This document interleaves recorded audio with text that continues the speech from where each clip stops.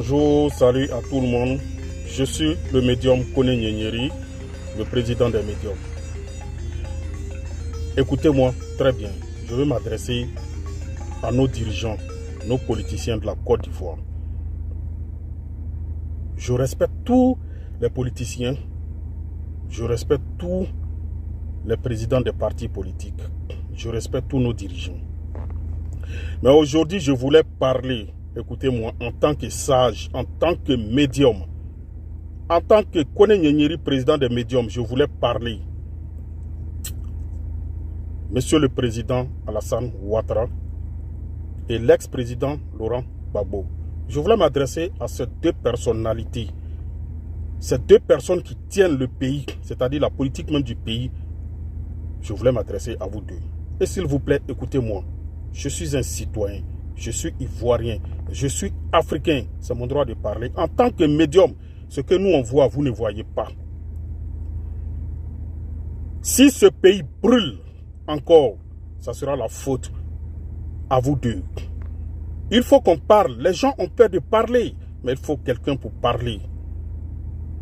Si vous avez oublié les événements de 2010, nous, on n'a pas encore oublié.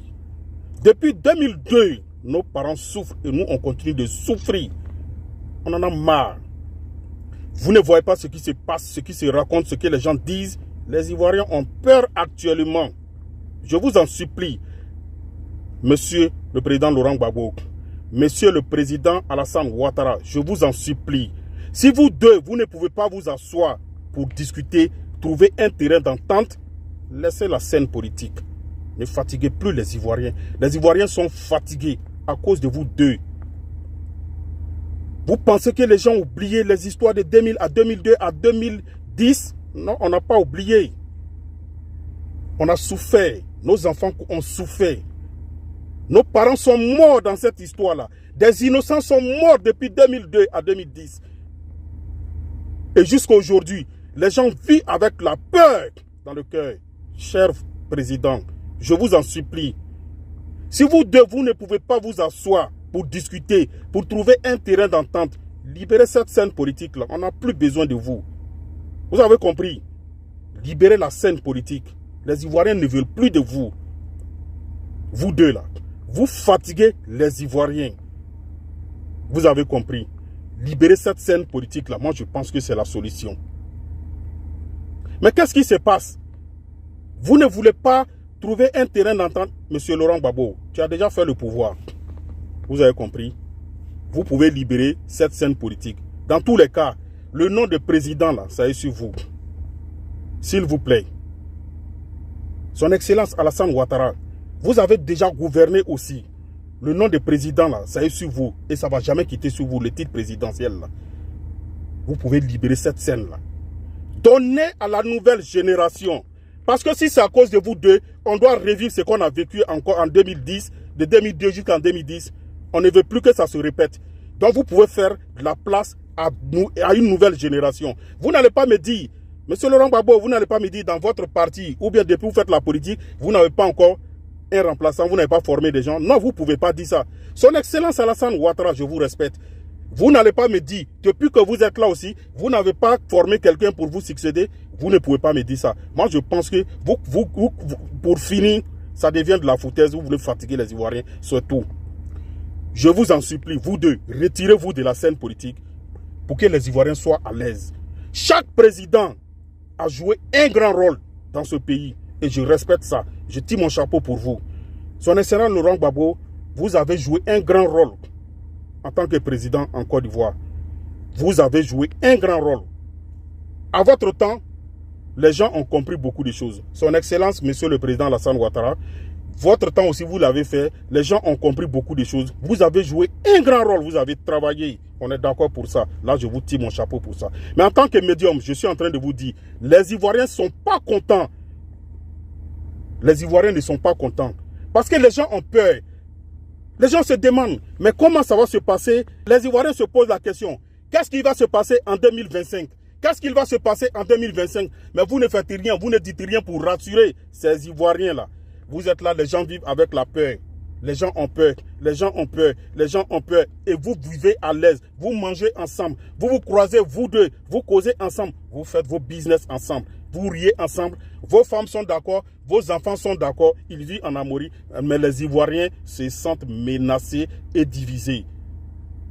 Chacun va de son côté, il fait des meetings qu'il a à faire pour convaincre les gens, mais les gens ont peur.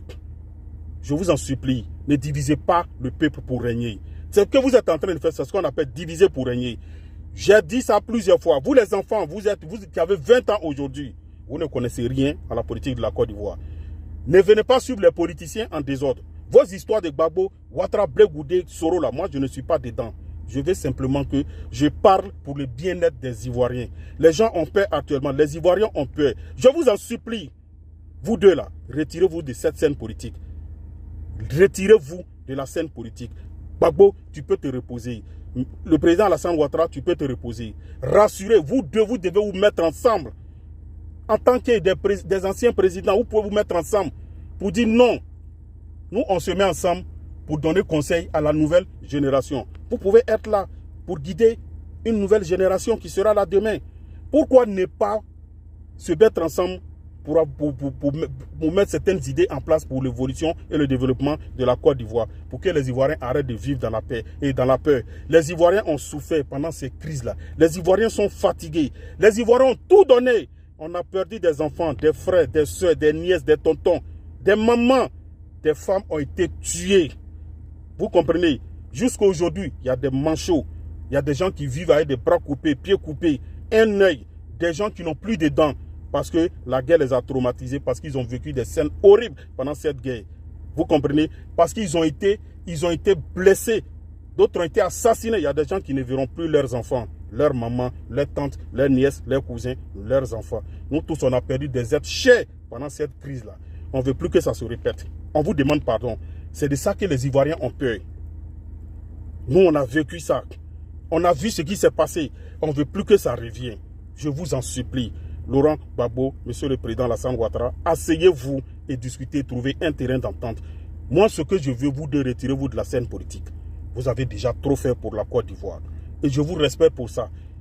Mais à la lueur où les choses vont, les Ivoiriens commencent à avoir peur. Les Ivoiriens sont troublés. Les gens se posent des questions. On a beau rassurer les gens, mais les gens se posent des questions. Le problème de la Côte d'Ivoire aujourd'hui, c'est le président Alassane Ouattara et le président Laurent Gbagbo. Si la Côte d'Ivoire brûle encore, ça sera la faute à vous deux. Et je vous en supplie. En tant que médium, c'est mon rôle. En tant que sage, c'est mon rôle. Nos parents avant, dans les royaumes et autres, ils écoutaient les messagers, ils écoutaient les médiums. Quand il y a quelque chose, quand le médium vient parler, il y a des décisions que le roi voulait prendre. Et quand le médium vient parler, le roi abandonne. Il ne prend plus cette décision-là. Parce que le médium, le sage, a parlé. Les médiums sont comme des sages. Nous sommes les garants de la tradition. Nous sommes les porte-parole de nos ancêtres. Nous, on communique avec les morts. Vous comprenez? On communique, on voit dans l'avenir, on voit ce qui va arriver. Ce qui est passé, on sait. Ce qui doit arriver, on connaît. Je ne suis pas ici pour effrayer quelqu'un, mais juste pour dire que nos deux présidents doivent se mettre ensemble pour travailler. Vous devez vous mettre ensemble, Monsieur le Président Alassane Ouattara, Monsieur le Président Laurent Gbagbo, mettez-vous ensemble. La Côte d'Ivoire a besoin de vous deux en tant que des guides politiques, pour guider des futures générations. Je vous en supplie, vous pouvez bien céder la place à une nouvelle génération et puis les suivre de près. Que Dieu nous donne la bonne compréhension. C'est le médium Koné Nyenyeri. Je suis médium, je suis féticheur. J'ai aidé près de 40 000 personnes qui sont partout dans le monde. En Europe, en Asie, aux États-Unis, en Angleterre et autres. Et je continue d'aider. Voilà. En ces fins d'année comme ça, la fête approche, les gens ont peur. Les gens ont peur de beaucoup de choses. Je vous en supplie. Rassurez les Ivoiriens. C'est le médium Koné Nyenyeri pour des consultations, des visions et autres. Je suis là pour ça.